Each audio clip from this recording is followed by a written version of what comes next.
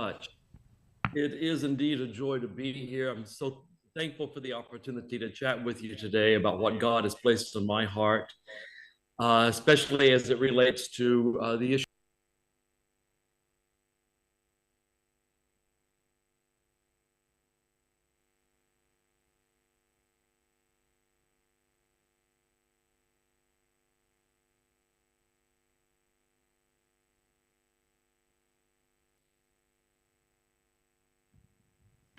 Pastor Mike, I believe you are on mute. All right, I don't believe. Okay. We're okay now? All right, very, very good. We'll try again. I'm honored to join you today. I wish that the time difference was not so great for us. I'm in Texas, and it is 7:30 in the morning here.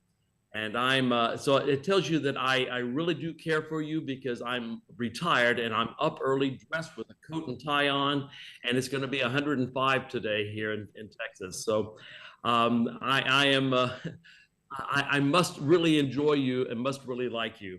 So I'm happy to be with you here today. I thank you for the opportunity to share with you issues regarding loss, grief, and loss. Simply because I think the whole world is grieving right now with what happened to us during COVID. I'm not just talking about the people we've lost to death. I'm talking also about the fact that I believe we've lost a sense of normalcy, a sense of safety, and we're grieving that. I think the entire planet is grieving that, and that's why sometimes we act so very strange. If you look at the world around us, it seems things have not gotten better. It's worse and worse. And I think a part of that is a grief reaction. But right now, we're going to contain our thoughts primarily to personal loss. There are a lot of different ways to grieve and things to grieve over today, whether it be a loss of job or financial security, a loss of money, a loss of a part of your body. But right now, we're going to talk about personal loss. And so, what is grief? Grief is defined as a multifaceted response to loss, particularly to the loss of someone or something that has died, in which a bond or affection is formed. Although conventionally focused on the emotional response to loss, it also has physical, cognitive, behavioral, social, cultural, spiritual, and philosophical dimensions. That's a mouthful, isn't it? But it means that anytime we have a loss, whether it be a loss of job, a loss of limb, a mastectomy, a loss of anything else in our lives, there is a grief response to it. Grief is that emotional, physical, psychological, sociological response we have to any experience of loss.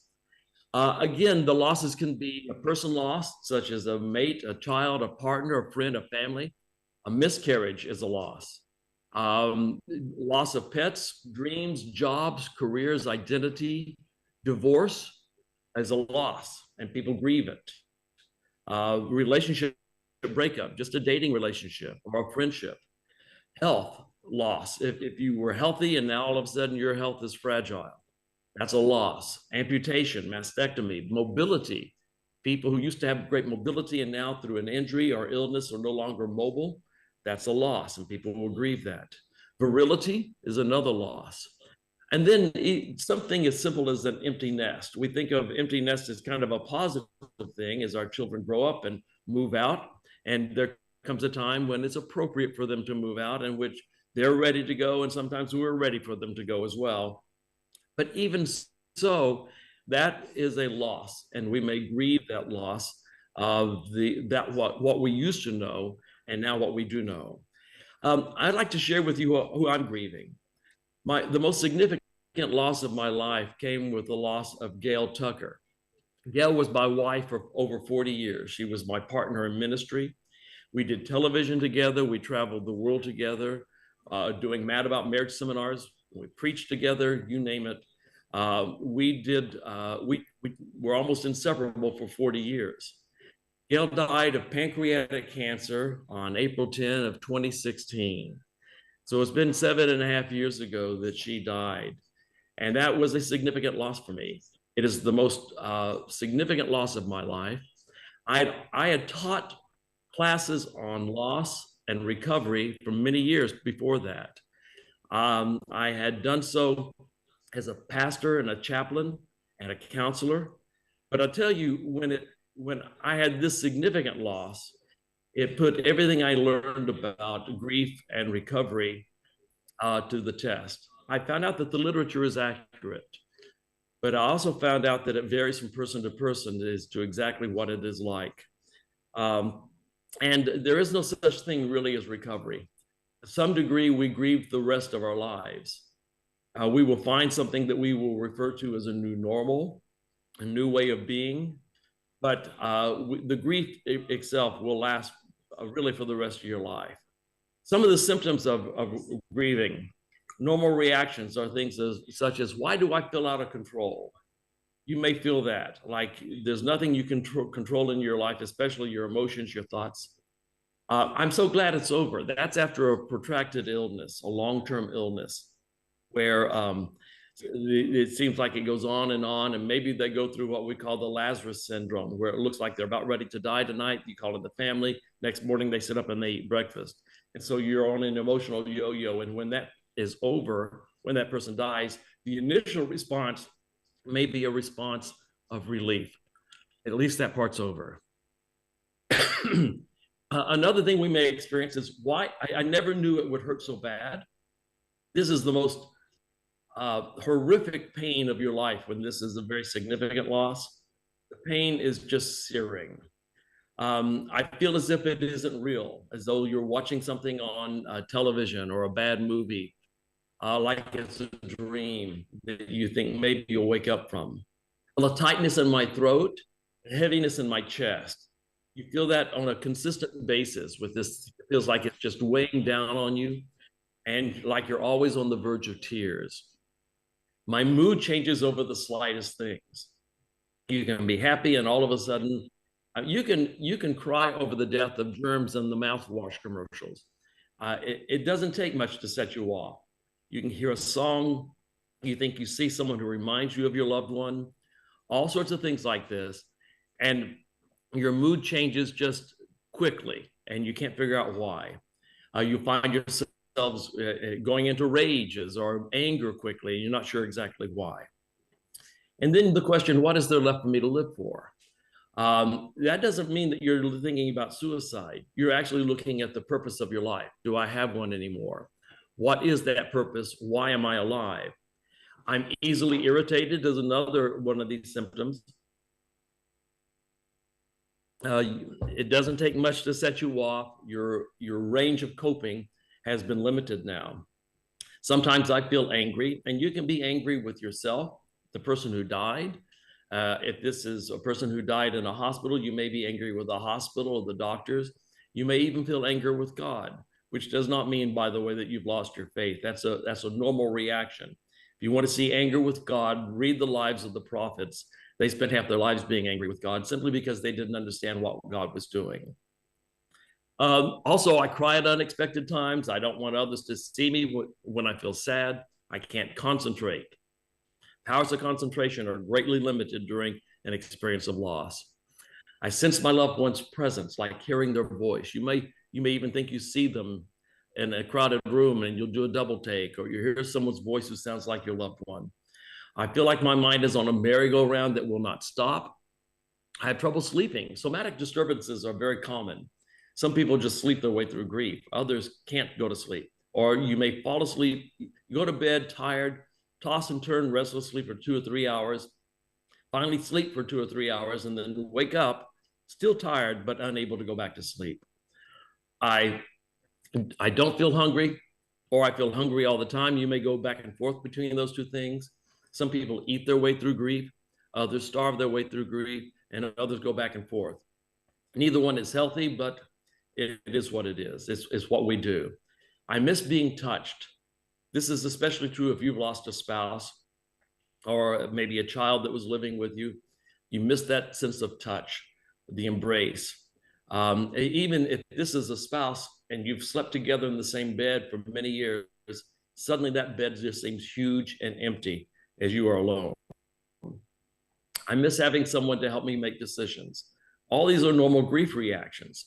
The initial symptoms of grief are things like shock, denial, anger, detachment, withdrawal. You detach from the world around you and from other people because you feel like grief has a way of isolating you, making you feel like you're the only person in the world that feels this way. The inability to think is an initial symptom. Confusion, because really in grief, your brain has suffered a blow, an injury. This is a brain injury with a sudden loss, a significant loss. And that means you're not able to think as clearly, you're confused, and you may even experience guilt. This is a normal symptom. It doesn't mean that you've done anything wrong, but guilt can be a normal part of the grieving process. All those are initial shocks. More long-term, 6 months to 2 years, it may be something like loneliness, sadness, emptiness, searching for the other person, searching for meaning, searching for something you're not sure what. Fear can be a big thing. You may be fearful now of a second loss. If anyone in your family gets cold, you're sure that it's pneumonia. You're frightened for your own loss and for your family. Weeping, you may cry a lot.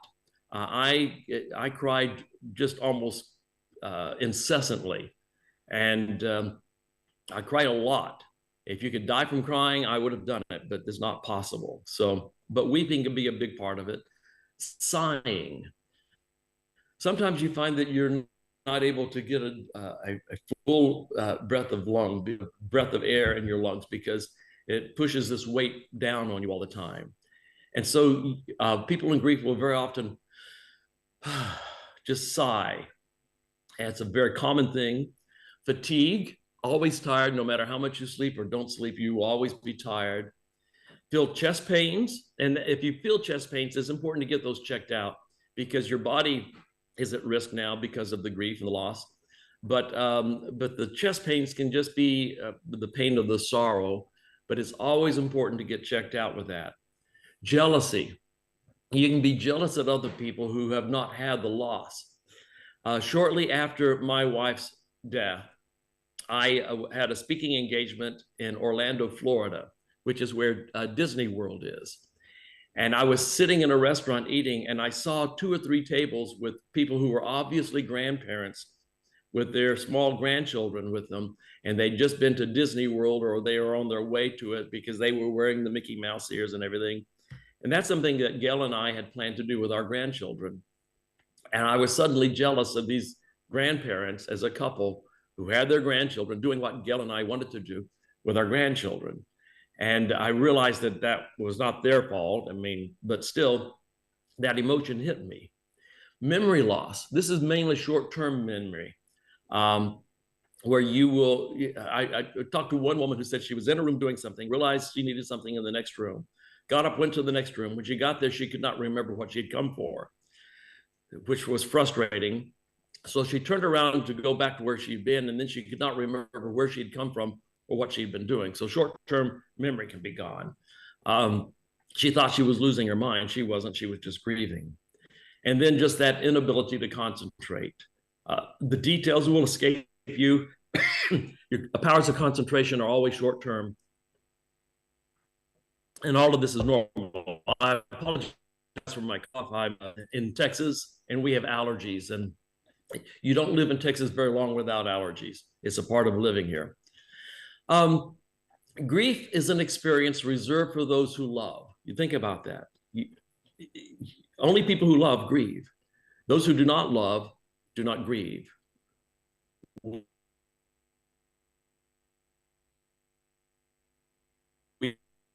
grieve greatly because they tribute to the person you have loved. Your grief is great because your love was great. You don't get out of a loss without grief. It's something as natural, as normal as what you need to do. And yet, having loved well is well worth it, even though we have the loss. Kubler-Ross is Elizabeth Kubler-Ross is the person who got to think differently about death and also grief. She and her protege, David Kessler, applied these stages moving toward death for an individual to also being the stages for grief. Now, these stages is that you get stage and you do them in lockstep in order. Kubler-Ross never meant it to be that way. She said some people won't go through some of these stages, or you may change the order of them, or you may go to one, come back, leave it, come back to another, back and forth between stages. And so she said they're more like symptoms, but we view them as a step, and that's an inappropriate use of it. Denial, anger, bargaining, depression, acceptance, and then finally, David Kessler, her protege, who authored books with her, has added, with the permission of the Kessler Foundation, of the Kubler-Ross Foundation, a final stage of grief, and that is finding meaning, where you make sense of it all and you find meaning in the life that was lost and meaning in your life, a new purpose for your life. So finding meaning. And this is kind of the gold standard. People have used this model for many years. For other people, such as myself, it's not something that resonates as well with us. Because again, the whole idea of being lockstep and you going through every stage. I didn't go through denial or anger with my loss with Gail. There was no bargaining. There was certainly depression and pain. There was eventually acceptance, and then finding meaning again in life. That was my journey, and yours may be different. Different people have different journeys. But so I've gotten away from that model. And I'll talk about that in a little bit. The average time for active grief is normally from 10 months to 2 years. You can make significant improvement if you grieve early, intensely early, in 9 to 10 months. But for most people, it's 1 to 2 years. It's not impossible to grieve actively from 3 to 5 years without being pathological with your grief. So you can exceed the 2-year limit and still not be pathological with it, but there needs to be some progress. You need to see some movement during that time in order for it to not be pathological. But this is your grief, not anyone else's. Don't allow anyone to force a timeline on you. Be gentle with yourself. Your experience will be different from everyone else's. Someone might ask you, hey, it's been 3 months. Aren't you over this yet? Well, no. 3 months, you may just really be entering into the most severe phase of it. And so people, or you may, after a year and a half, decide it's time to move on. And people say, already? Either one of those restrictions is inappropriate because your journey can be different than other people's journeys. Your timeline can be different than other people's timelines. So it's important that you understand that for yourself, but also that you not try to force anything on other people who are going through a grief as well. Their experience is going to be different than yours. Yours is from theirs. There will be some commonalities. No one can say to you, I know exactly how you feel, because they don't. I don't. If you've lost a spouse, same as I've lost a spouse, I don't know exactly how you feel, because your relationship is different with this individual. It's a different person. Your personality is different than mine. Your belief system, your history with loss in your own life, all of those things are different than me. So I can't know exactly what you feel. I may have an idea at times because we're going through something similar, but no one knows exactly how you feel. We can show empathy for one another, but to say, I know exactly what you feel, I'm sorry, no one does. God does, but no one else. So this is your grief experience. Journey through it at an appropriate pace. Hang in there with it. Grieving. Intense grief pays tribute to the person we have loved so deeply. And I mentioned that earlier. This is a tribute to the person we've loved in a sense. But eventually, grief ceases to be a tribute. It can become unhealthy and even self-centered. Psychologically, some people begin to enjoy the attention they were getting when they were going through their sorrow. And so healthy grief finds a new tribute. At one point, it was the sorrow over having lost the individual. But now the new tribute to those who we have loved is a life that is well lived. I came to the point when all of a sudden I realized that God had given me the opportunity to continue to live, to be active in ministry, to have family around me, to see the world, to have enjoyment in life. And I realized that God meant for me to live that life. And so I decided to live it. Before Gail died, she wrote letters to each of our family members. She wrote a letter to each of her daughters, to her son-in-law. We only had one at the time, and to her grandchildren. And she instructed me to give those letters to them about 6 weeks after her funeral, which I did. But after she wrote this, and by the way, when I say wrote, she had to dictate them to me because her condition had left her without a lot of eyesight, and she had no sensation on her fingers, so she couldn't type or write. So she dictated to me, and I wrote those letters. And after she was finished with all those letters, she said, "I need to write one for you." I said, "Well, that's awkward since I'm typing it." And I said, "Besides, what are you going to say to me you haven't said every day for the last 40 years? She said, "Maybe you're right." But I got to thinking about that, and I realized that I was missing an opportunity. So I said, "All right, just for argument's sake, what would you say to me?" And she thought about that, and she said, "The first thing I say to you is no regrets. We've had 40 years of marriage. We've had ups and downs like anybody else in the world, but we're good. We've forgiven each other for anything we've done wrong. We are close to each other. There are no regrets for our marriage. It's been good, no regrets." That was number one. I thought that was great. She said, "The second thing I would say to you is live our life." Now that meant something specific to me. Our life had always been about faith, family, and ministry. That's what we did. And we did that together as a couple. And so to live our life means if that was good enough for our life together for those 40 years, it should be good enough for my life going forward. Faith, family, ministry. And I've endeavored to do that. So I realized eventually that the new tribute to Gail was no longer just my feeling sorry and angry, and I didn't have anger, but the sorrow and the sense of deep depression and loss. But eventually, I had to say goodbye to that and to move on to the new phase, which was to live a life well with faith, family, and ministry. And that's what I've endeavored to do these last 7.5 years. Now, there are certain goals that we have for grief. And eventually, the last goal for it is to say goodbye to the relationship that we once had with that person, but that can now no longer exist. That's when we withdraw the emotional energy that was invested in that relationship and invest it elsewhere. That's a part of finding meaning. Joy is found by investing in God, people, and great causes of life. Those are the things that bring meaning to our lives and give us a direction. But let's back up now and look at a different model for grief. We talked about Kubler-Ross's model, right? This is a different model. And instead of looking at stages, all those things that we would see in Kubler-Ross can be symptoms. Instead, I'm more active. I prefer to take an active route through my grieving, because the rule of thumb for grieving is intense early grieving produces the best results. If I try to delay it or avoid it, I'm always going to have more problems and it's going to take longer. But intense early grieving, for me, that means I need to take a more active role. So the goals that are in existence for grieving are, number one, believe that it really happened. You can't grieve a loss that you don't believe happened. And at first, it will be difficult to come to that. You have to continue to bring yourself back to it.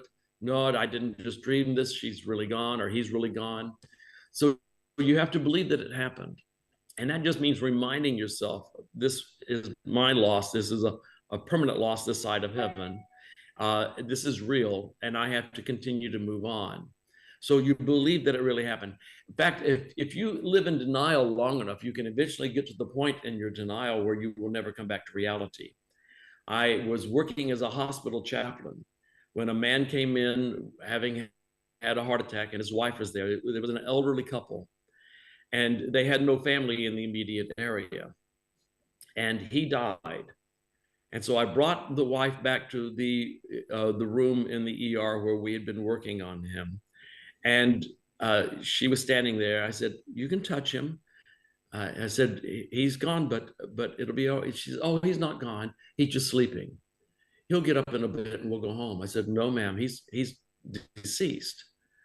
And I could not talk her out of it. I brought the physician, the ER physician, and told him what was going on. And it seemed cruel, but we believed we had to get her to the reality of knowing her husband was dead before we let her go home.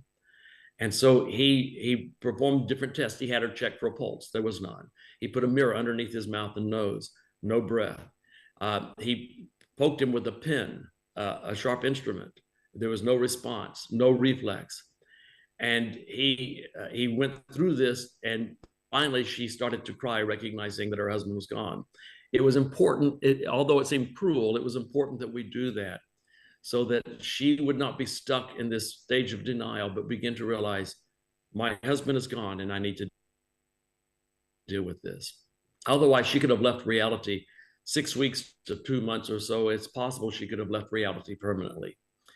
So the second goal is to be willing to experience the pain. That sounds counterintuitive. We don't want to do that. We want to do anything but hurt. But the only way through grief is indeed through it.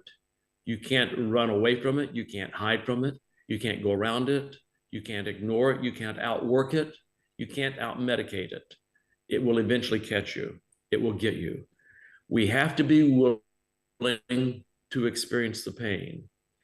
I wish it was easier. I wish I could tell you something else, but that's the reality of it. In order to grieve appropriately, we have to be willing to experience the pain.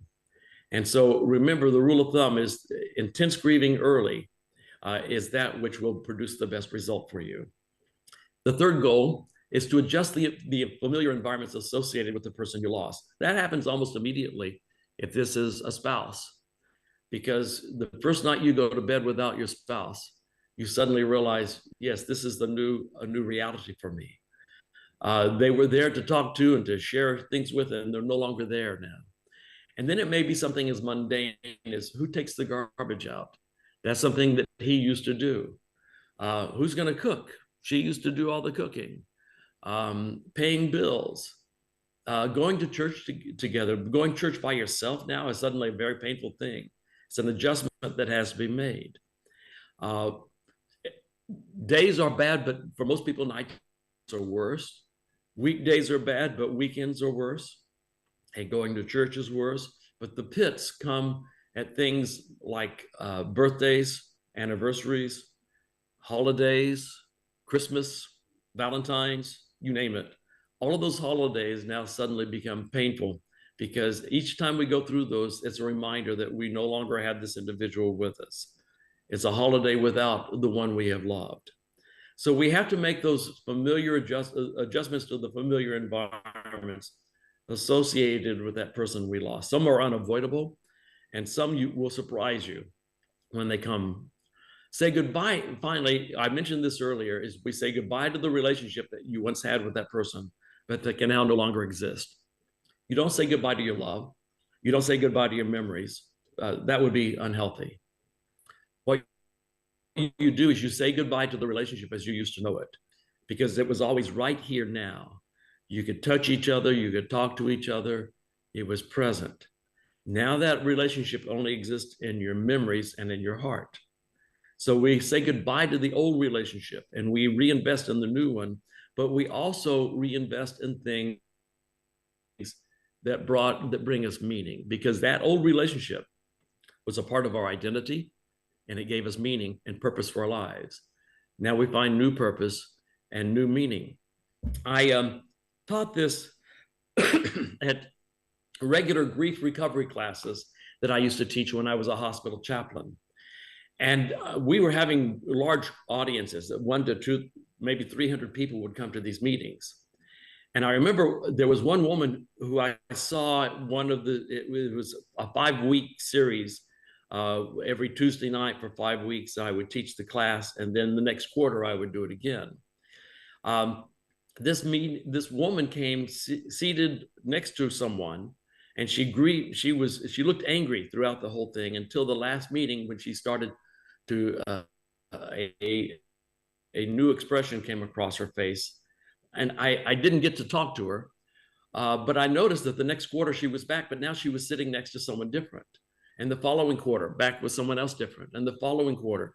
And finally, I had to get her story because there were so many people I couldn't talk to her. I just made a beeline for her. I said, tell me your story. And the story was that she had two sons. The older son was a daddy's boy. The younger son was a mama's boy. He loved to do everything with her. And when he was just 4 years old, one of his favorite things was to sit on the counter when she made banana muffins. And when the banana started to go, if they hadn't eaten them all, she would make banana muffins. And his job was to sit and talk to her. And when it was time to crack the eggs, he could crack the eggs and not get eggshells in them. He could do that at the age of 4 or 5. I can scarcely do it at 71. But he would crack the eggs and they would talk. Well, one day she was about to make the muffins. She noticed he was outside playing with his brother and she thought he was having so much fun, she would not disturb him. And so she went ahead and made the banana muffins without him. When he came inside, he realized what she had done and he was not happy. And he told her so. And she apologized and promised him that the very next time she made those muffins, he could make them with her. It was not long after that the accident occurred and her son died. Her grief was just overwhelming. I've lost a spouse. I've never lost a child. To me, that seems even worse, if there can be such a thing. But her grief was just overwhelming. And people told her to come to the meetings, so her husband came to her. And when I explained to them this goal, say goodbye to the relationship you once had, it made her angry. She said to herself about me, that man is stupid. I will never say goodbye to any part of the relationship with my son. I would just not do it. But her grief started to get worse and worse.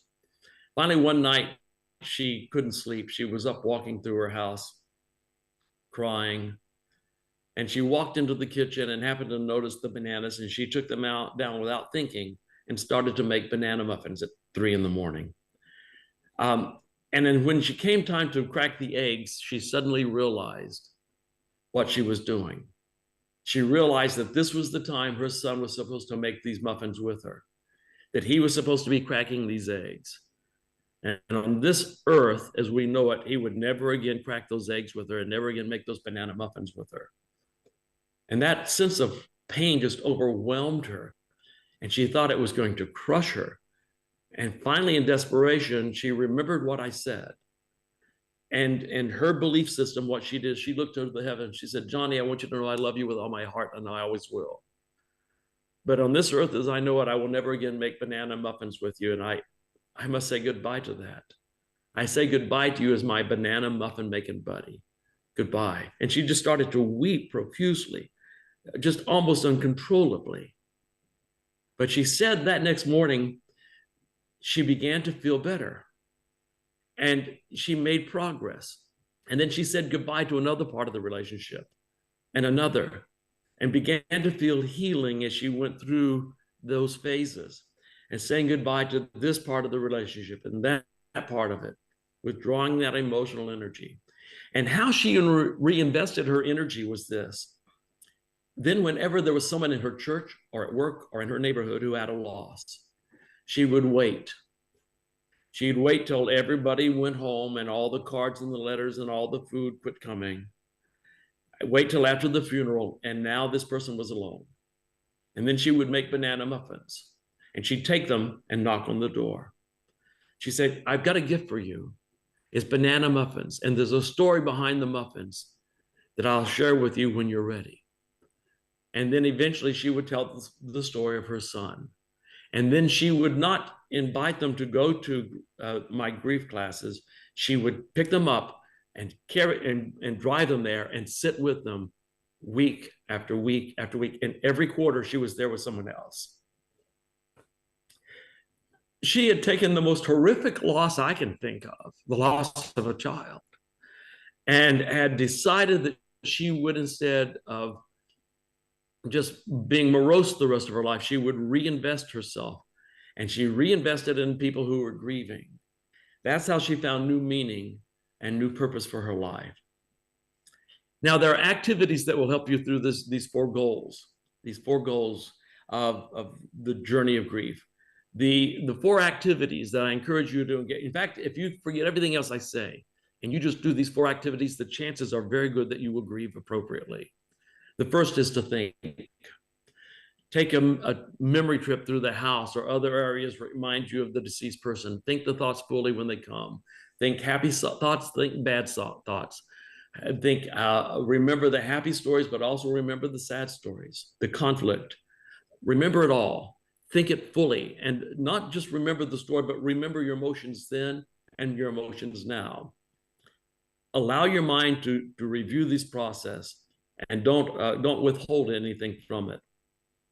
Secondly, keep a journal, a diary. Write those memories. Write about the stories.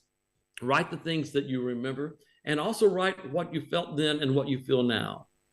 Keep this journal. Actually, this is really healthy because writing forces you to organize your thoughts and the discipline of putting them down. Some people say, I don't write. Well, get a handheld recorder and then talk to that and make a recording of that. Maybe someone can transcribe it for you. But going through this process forces you to organize your thoughts and to express them on paper or a keyboard, so that now you're going through the process and you're thinking them thoroughly and trying to organize them and make sense of it. The next activity is to talk. Details should be told over and over again. Stories should be told over and over again. A woman called me and said, we think my mother is losing her mind. Her husband died. My father died some time ago, and she lives in the house with us. And there are 6 of us in the house who live with her. My husband and I, our 4 children, and my mother. And she's told each of us, we've counted the same. That's a lot of stories that she's told all of us. She said, we think she's losing her mind. I said, no. So I did some reality orientation questions.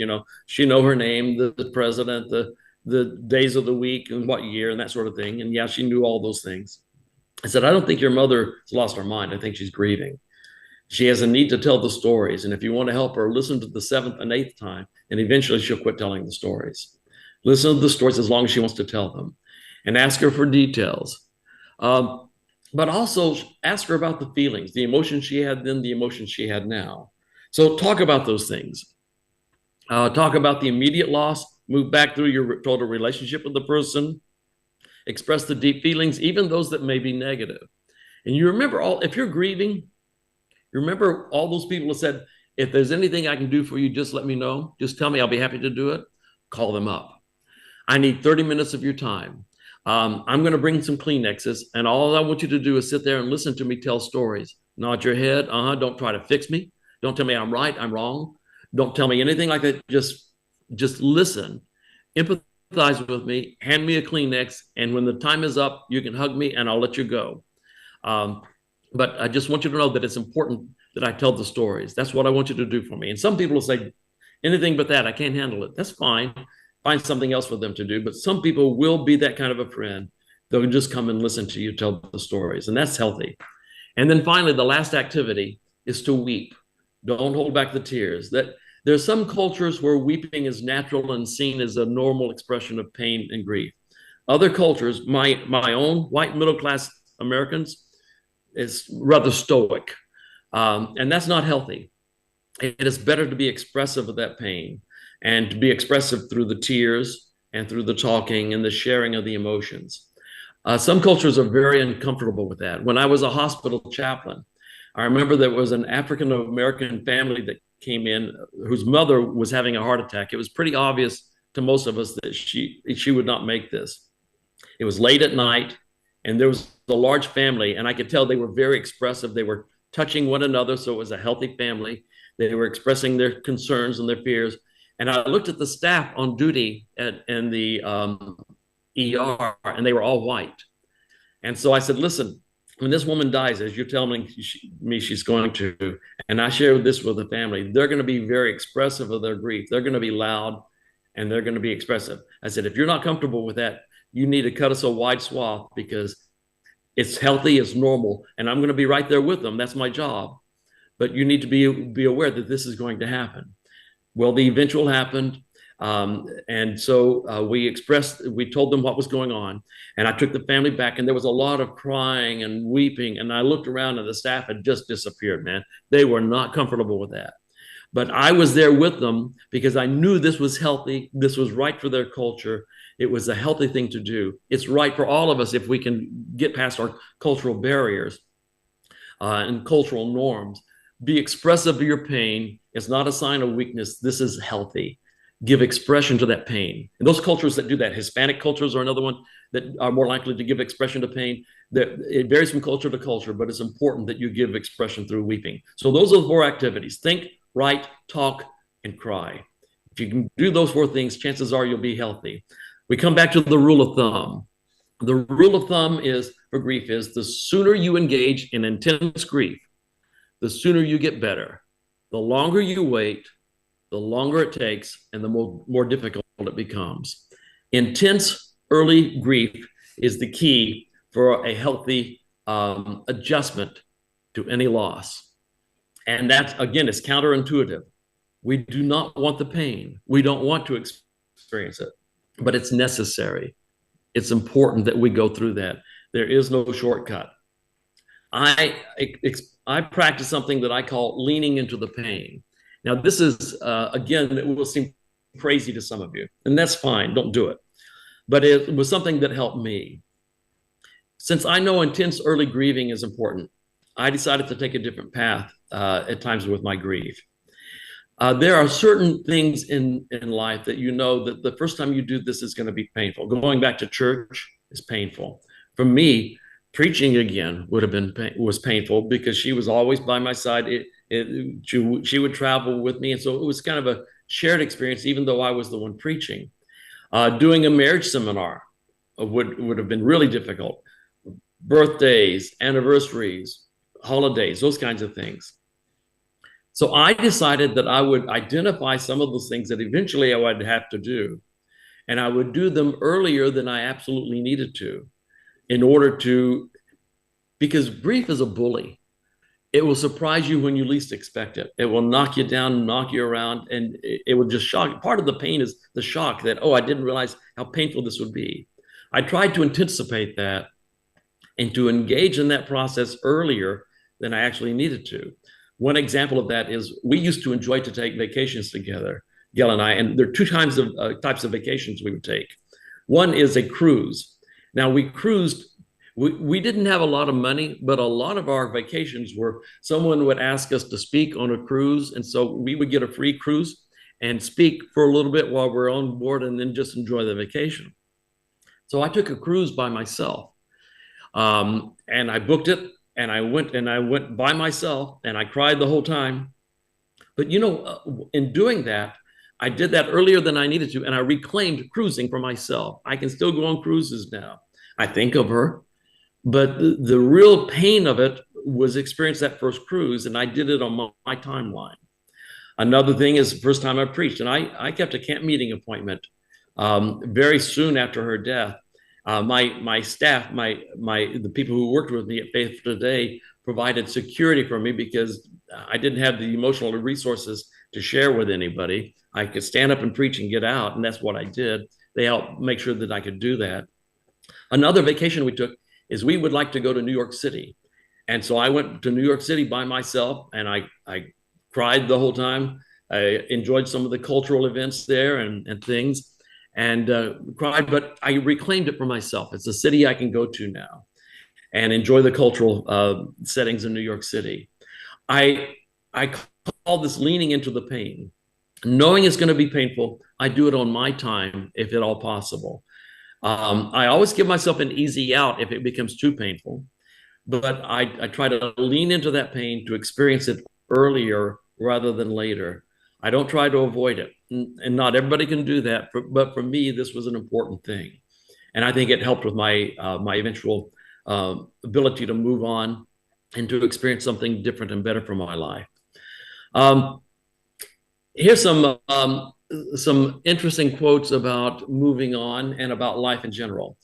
In U.S. history, Dr. Martin Luther King was a seminal figure in the civil rights movement.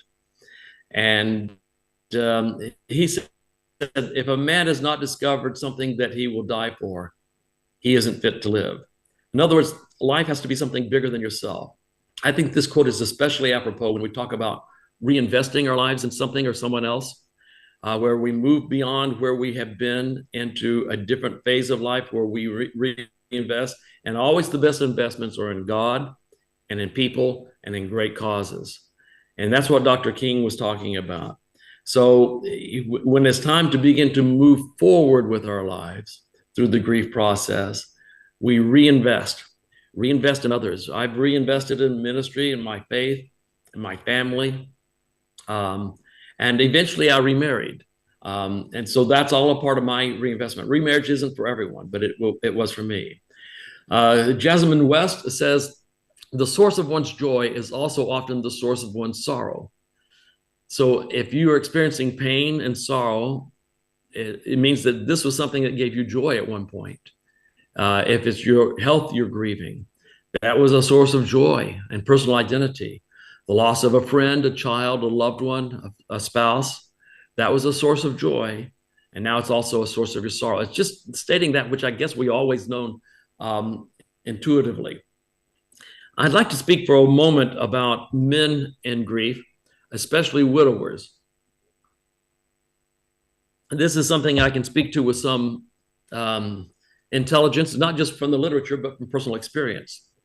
For many years, I and others have noticed the fact that men have a tendency who have been widowed, especially after a long-term marriage, to remarry rather quickly.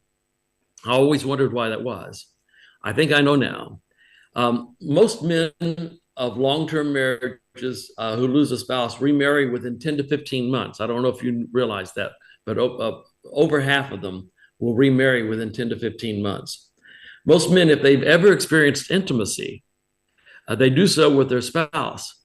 While many women will have several intimate relationships, such as girlfriends and siblings and other people, men rarely experience more than one intimate relationship, if they have any at all. Most men, if they find intimacy, men don't understand intimacy. We may have friendships with our buddies, with our pals, with other men, but there's no genuine intimacy there. The relationship is different in most of those relationships than it is for a woman. You watch how women interact and how they talk to each other and how they share their emotions, and they accept that with one another, how they touch each other when they talk. Men don't do that. It's very rare that we will do that. And that's across most cultures. We just don't do it. But women have that. The place where we will find that, if we find it at all, is if we have married well.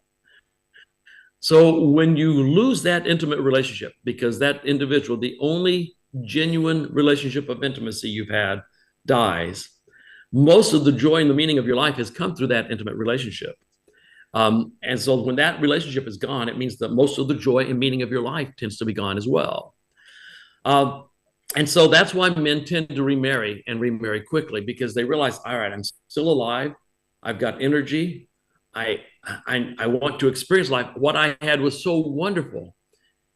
The way to be happy is to reinvest and to have an intimate relationship. That's why men are more likely to do that, because Gail and I used to joke, because we had traveled so much. We had traveled for 16 years as speakers for Faithful Today. And we had traveled we would average about 180 days a year on the road. That means you lose touch with friends. You just do. And we used to joke that neither one of us could afford to die, because it would leave the other person 100% alone. And so when she died, it was no longer our joke. It was my reality. She was the intimate relationship of my life, and I'd lost contact even with those buddies simply because I've been gone.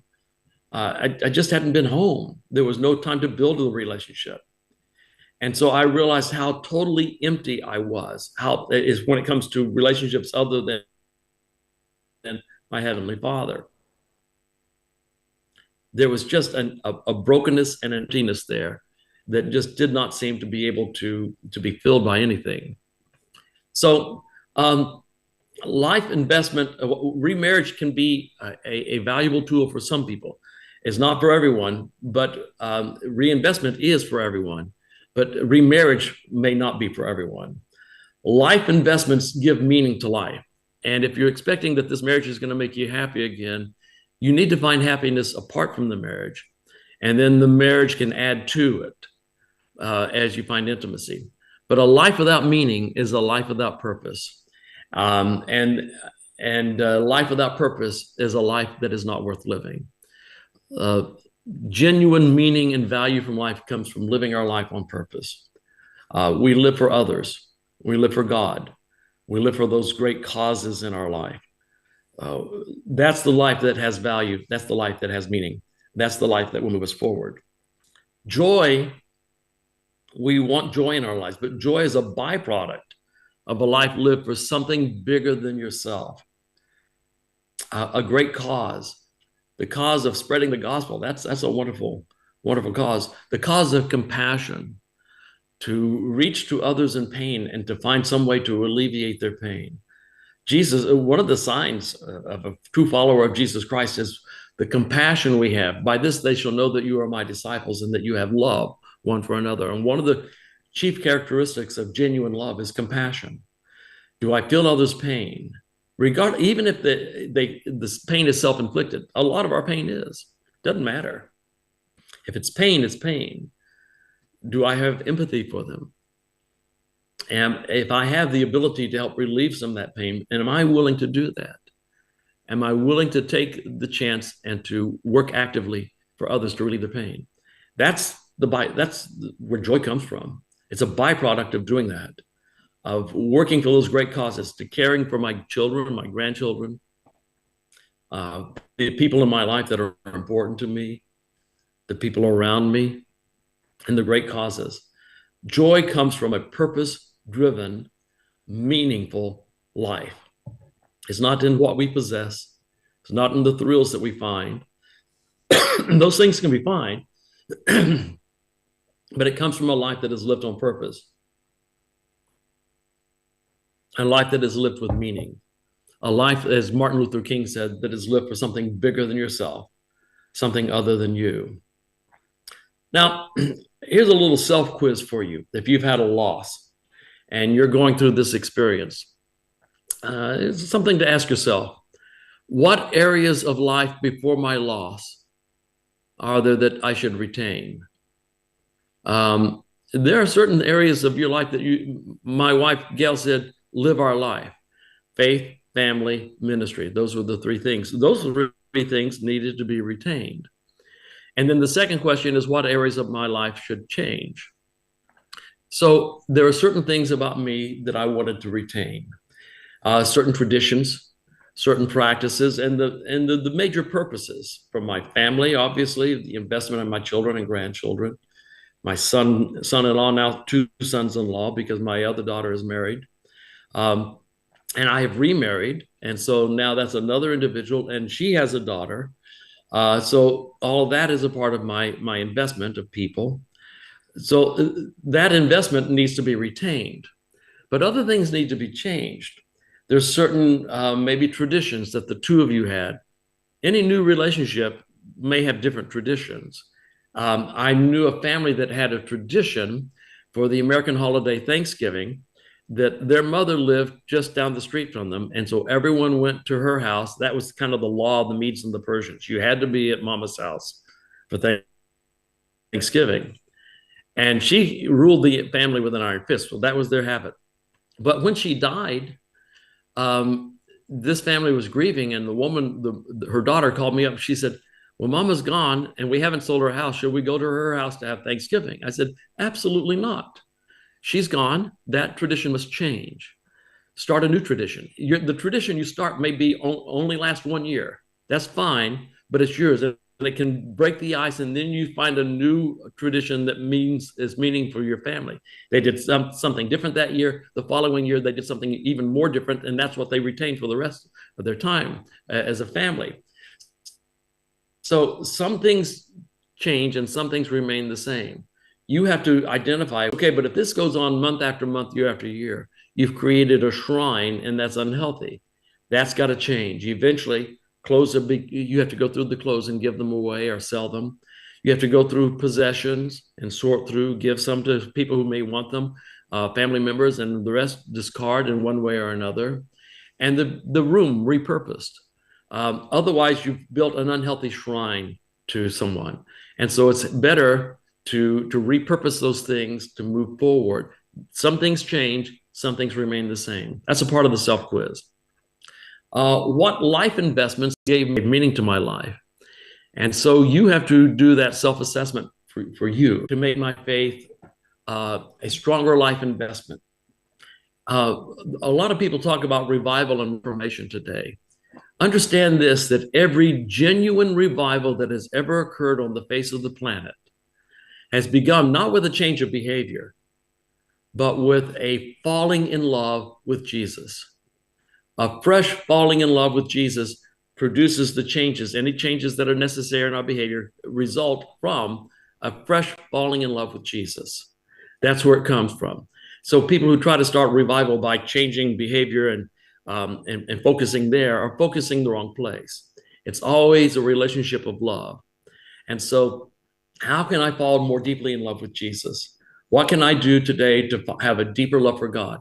And one of the ways we do that is investing in other people. As Jesus said, by this they shall know that you are my disciple and that you have loved one for another. There's something implied in that as well. One of the ways to love God is by loving people. The Jews said, we love God by keeping Torah. And there's a value to keeping Torah, but that's not what God wanted primarily. It's what Jesus said. I want you to love people. Torah or law or behavior is a result of having loved God. But what we do to really express that is by our loving for people and our showing a compassion to them. So what can I do to fall more deeply in love with Jesus and to reinvest in my faith? How do I reinvest in family and in people? All right, so how can I show that? And the number one way, actually, is simply time. Gentlemen find this hard to understand, but women spell love differently than we do. They spell it T-I-M-E. We tend to think of other things for love, but women want not just quality time, but a quantity of quality time. Your children view it the same way. So if I'm going to invest in people, there has to be time there, whether it be my family or people around me. Time is a key element of this. There may be other resources that we invest. There may be other energies, things that we do. As children result from families where you focus on connection and warmth first, and then structure is added later. But children first know they are loved, and then they know that there's some structure to their lives that we have as a family. Obviously, you can't raise children well without structure, but it starts with warmth, with that feeling of love for one another. So how do I give expression through that? Through touch, through word, through our attitude towards one another, the tone of voice, the investment of time I take, my approval of them as a person, not always their behavior, but certainly as them as an individual. How do I express my love for people? And then what are the great causes for my life? What are the purposes that drive me? And it can be simple for a Christian to imitate the love of Jesus. How would Jesus live his life if he were living in my shoes right now, right today? My employment, my family, my circumstances in life. How would he live his life if he were here? The old saying, what would Jesus do, is not a bad saying. So that's a great cause to live your life that way. Others will give the great cause to evangelism or to ministering to those in need. Some people will focus on grief issues, such as the woman I described in the banana muffin story. Others will find other great causes. Raising your children, by the way, and grandchildren is a great cause. And giving yourself to that is a healthy investment of your time, because you're not just helping an individual who needs you, but you're also investing in the future. So what are those great purposes for my life? Is it homeless? Is it refugees? Is it the people who are hungry? Is it people who are in pain, emotional, physical pain? Is it a cause for justice? Is that one of the great causes that I will invest my life in? Ellen White had causes like that. Temperance was one of them. In her day, that was one of the things. Drunkenness in the United States was huge. Every morning, every street corner. And so she joined the temperance movement. She knew people like Corey Nation and others who were smashing saloons. She didn't do that, but she moved She was a part of the movement that resulted in prohibition in the United States. She was a part of that movement. It was one of the great causes she had. Another great cause for her in the United States, remember, this is especially post-Civil War, a lot of prejudice, but she invested time and resources in ministry to African Americans in the United States. She said this must be done, and she diverted funds she usually put elsewhere and put to that purpose, and she helped organize work for individuals who she knew needed the gospel, who were being neglected by other white leadership. Those were great causes and great purposes for her life. What are those for your life? How will you live greatly? How will you live so that when you are gone, people will say, how will we ever replace X? Because this is what this person used to do for us. Who will take up this banner? How will we replace this great influence in our church, in our community, in our family, in our society, in our world? How will we replace this? That's how we are to live our lives. And you can do that. You don't have to be a minister to do those things. Someone described a Christian as a cleverly disguised, a follower of Jesus Christ, cleverly disguised as an accountant. I'm a fully devoted follower of Jesus Christ, cleverly disguised as a nurse, cleverly disguised as a physician, as a school teacher, as a bricklayer, as you name it. I'm a fully devoted follower of Jesus Christ, cleverly disguised as, and then you fill in the blank as to what it is you're cleverly disguised as. That's what it means to be a fully devoted follower of Jesus Christ, to live your life on purpose, to live your life with meaning, with value, with direction. I'm a fully devoted follower of Jesus Christ. I want you to know that when my wife was diagnosed, we were traveling a lot, and in March, early in March of 2016, she started having numbness in her right hand and couldn't figure out why. It was disconcerting. She couldn't hold an object in there without it falling from her hand. That was in the morning of March 3rd. But by the afternoon, she was better. March 4, we were catching a plane from Dallas to go to Victoria, British Columbia, Vancouver, British Columbia, pardon me, to do a Mad About Marriage seminar there. And that morning, her hand didn't work again. Frustrating for her, but she said, I'll get over it. It left yesterday. So we got on the plane and we went, but it didn't leave her. And we did a seminar that evening. We had a dinner that where we were answering questions for pastoral couples. She had me sit on her right-hand side in case she had trouble eating with her left hand, that I would be there to assist her. She didn't want anyone to know. The next afternoon, we did a seminar, and it was a 4.5-hour presentation. She held the microphone in her left hand because if she put it in her right hand, it would have fallen to the floor. I kept saying, let's go to a doctor. She said, wait till we get back to the United States. So on the next day, it was March 6th when we flew back to the United States. It was a Sunday. When we landed in Dallas, I said, which hospital do you want me to take you to? Because you're not going home. I took her to a hospital. They took her in immediately ahead of other people. 10 days later, after MRIs, 2 hospitalizations, and a biopsy, they finally diagnosed her with stage 4 pancreatic cancer with huge involvement in the liver. When they showed me the tumors, they said, you need to go home and get on hospice because there's nothing anyone can do for this woman. This is terminal. She will die. We prayed for her to be healed, and I've seen miraculous healings in the past. I knew God was capable, but we also accepted the fact that he may say no, that her healing will come resurrection morning. We accepted that. It was not an easy thing to do. But I want you to know that she lived without anger. She died without anger. She died with faith. Some people I've seen get angry and anxious over these things. And so as I was walking her one day, because she had trouble walking, she was having strokes, a series of strokes. They were caused by a condition in layman's terms called a sticky blood, which came from the liver cancer.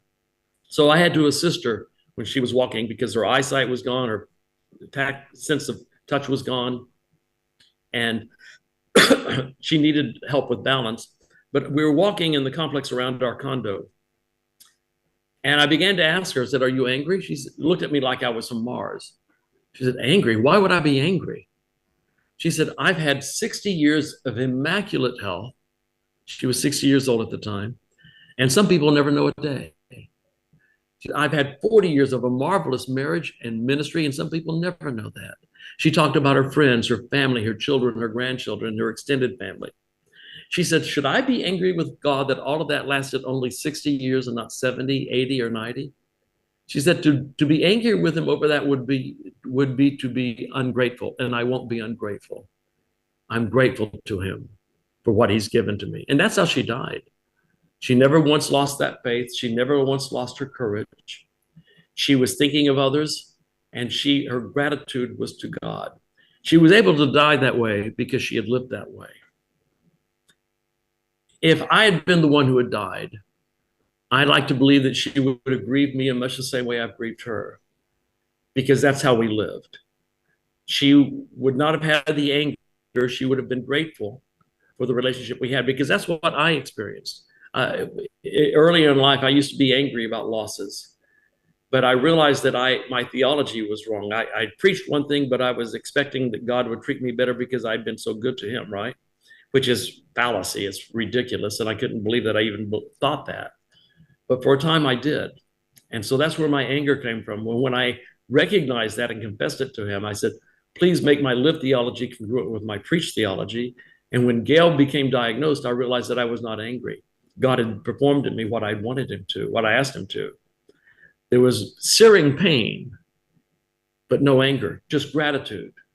Gratitude for a 40-year marriage. 40 years, 3 months, 13 days, and 3 hours is how long we were married before her death. When you're grieving, you have time to do things like that, silly things like do the math. And so my heart was filled with gratitude because of the love I had from this woman, the experience I'd had with her. I was so thankful to God for the graciousness that he'd shown to me. And I give glory to his name for that. So what I'm saying to you is this: if you've had a loss, it may be important that you also look for the areas of gratitude. If you're angry, that anger with God is not sinful. It's just a normal part of the process. I didn't experience it this time, although I have in previous losses. And if you're going there and you're worried that that's sinful, just look at people like Jonah. He was angry with God, and God never really scolded him over his anger. He just said, "Are you sure this is doing you any good? Let's find something. I got something else for you to do." In other words, he accepts it as a normal part of your grieving experience. And he says to you, "I'm here for you. I'm going to see you through this. I'm here to lift you up. Trust me. If you want to get over your anger, forgive me if you have to." Now, you and I both have a theology that says God doesn't do anything wrong. But when my children were growing up and they were angry with me, I allowed them to forgive me even when I knew I was right, because it helped them do something with their anger.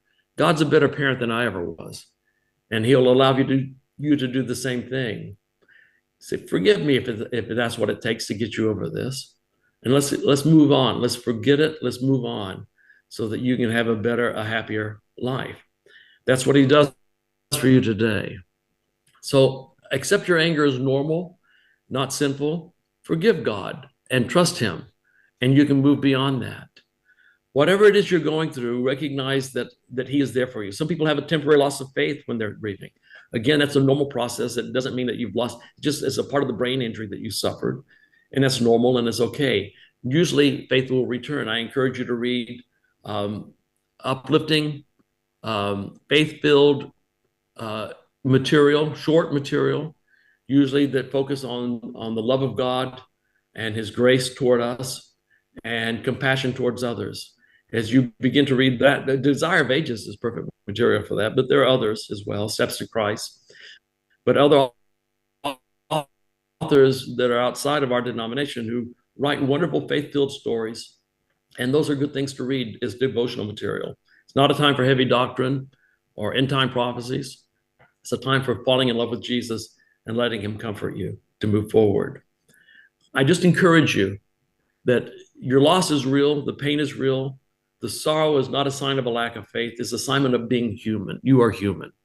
And that's all it means. It's a part of life. And when we go through these things, Jesus walks through with us.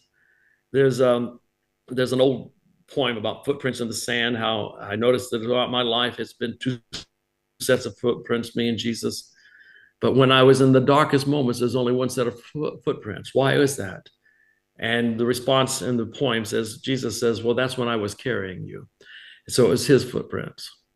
He wants to carry you.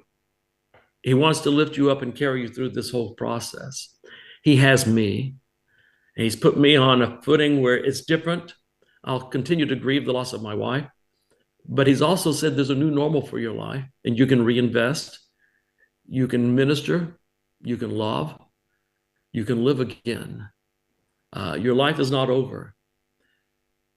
There's a time of reunion. What that looks like, only Jesus knows. But there's a time of reunion coming. But until that day, live your life fully.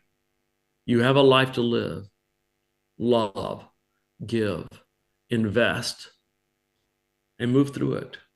Take your time to heal and find your new normals, reinvest and move forward, because that's what God wants for you. Is that you don't move on because that suggests there was something you're leaving behind. You just move forward. You find something new and you reinvest and you move forward, which is different, I think, than moving on. Moving on suggests I'm going to leave her behind. I'll never leave Gail behind. She's a part of me. Will always be. But I am moving forward with new investments, new purposes, new directions. I know that you have had losses in your life. You can't live in this world and not have losses. We've all had them. You've got yours. I've got mine. And we'll have more. I hate to say that, but as long as we're drawing breath, we're going to have losses. The key is to know that grief is a natural part of the experience, and we're going to move forward in Christ. He's going to hold our hand. He'll carry us when he needs to. But if you can remember the basics, think, talk, write, and pray, you'll be okay. And weep, pardon me. But I add to it prayer and also add to it exercise. Those are important elements for me. But if you do those things, you'll be okay. He'll help you carry, and he'll carry you through to where you can find new purpose and new meaning and new direction for your life. I'd like to close my presentation today. I know I'm a few minutes early, but not many. And it's better to be early than late when you're a preacher. It's a rarity for me, but still. I'd like to close it with prayer and then turn it back over to you. And I thank you for the opportunity to be with you today. I hope that you have lovely weather there. I see you're in a tent, and I pray that that goes well for you. In Texas, we wouldn't do that during this time of the year because it's going to be 105 degrees today here in the Dallas area. So pray for me. I pray that my air conditioning holds. But let's pray now, shall we? Lord Jesus, I thank you for my brothers and sisters in Christ. I thank you that we have you by our sides in good times and bad, and that we never walk through death's dark valley alone. The psalmist said, even though I walk through the valley of death, I know that you are with me. Your rod and your staff, they comfort me. That's us, Lord. We all walk through the valley of the shadow of death, but we can be comforted by the fact that you are with us, that you never leave us alone. The psalmist further says, surely goodness and mercy will follow me all the days of my life. And when we look at that, we find that the word translated as mercy is chesed, a Hebrew word which talks about a fanatical love, a love of extreme fanaticism. That surely you're fanatical, and it's also based on the covenant. Your fanatical covenantal love will follow me, and the word follow would better be translated to stalk. Your fanatical covenantal love will stalk me all the days of my life, and I will dwell in the house of the Lord forever. Right now, Lord, we need your fanatical covenantal love to stalk us in our pain, in our sorrow, in our grief, in our longing. We pray, Lord, that you will continue to stalk us with your fanatical love, with overtones of the covenant, which tell us you have redeemed us, you have reconciled us to yourself, and you will come again for us. And you will once again make all things right. We cling to that promise. We hold to it. And we give glory to your name because we thank you for it even today, even before we see it, because we know that it is here and it is on its way. We claim it and we thank you, Lord. We thank you for your healing. We thank you for your sustaining power. And we give glory to you, the one who will make all things new. But we pray it in the name of Jesus. Amen. Thank you. God bless you. Hopefully, I'll be able to see you one day. Actually, I'm coming to Ireland in November, going to do a Mad About Marriage there. I know that's not exactly where you are, but it's as close as I'm going to be for some time. That's in November. But anyway, God bless you. Blessings to you. And I pray that your camp meeting is a wonderful, joyous experience for you. I'll turn it back over now to our host. Thank you, Pastor Mike. I know there may be some comments. Thank you very much for the brief you have given us, including personal information, which I'm sure will help us as we overcome grief in our lives when we are on this planet Earth.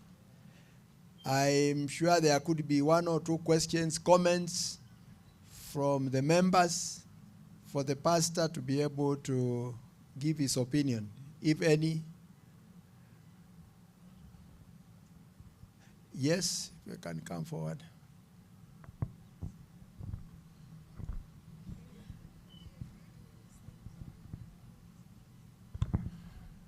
Thank you very much, Pastor Tucker, for the sharing of this message.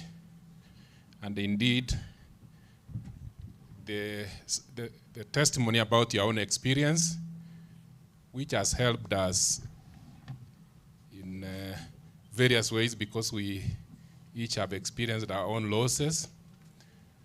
What I feel is that this sharing has strengthened us in our faith, and also to realize that while we are living in this life, we have our losses. But the good Lord, who has promised us that he will be with us to the very end, we are reminded that even in our grief, he's still holding our hands. And so, Lord, the good Lord, may he continue to strengthen you, Pastor, even as he strengthens us and as he reminds us that very soon, these pains that we incur as we experience certain losses, and definitely especially losses of close family members, is something that is going to be ended soon as Christ comes to restore us back to himself. It energizes me and it tells me that no amount of loss should separate us from the love of God, from the love that God has for us. The sharing has been very insightful, and we thank the Lord for you. And we also ask that he may also strengthen those in our midst that are going through the process of grief. God bless you so much.